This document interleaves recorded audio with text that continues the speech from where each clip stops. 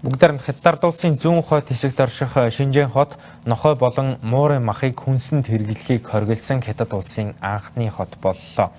Анх сарсан багуухаас хүн дамжин халдварласан гэгдээд байгаа шинэ коронавирусын халдвартай холбогдуулаад тус улсын засгийн газраас өнгөрсөн 2 дугаар сараас хойш зэрлэг амтныг худалдаалах хүнсэнд хэрэглэхийг аль биесээр хориглох шийдвэр гаргаад байгаа юм.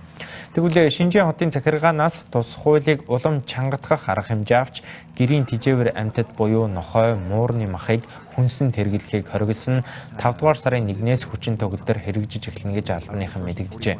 Улмаар тус хуулийг зөрчсөн хүмүүс тухайн амьтны үнийг 30 дахин нэмэгдүүлсэнтэй тэнцвэц хэмжээний мөнгөн торгуул оногдуулах шийдвэр гаргасан байна.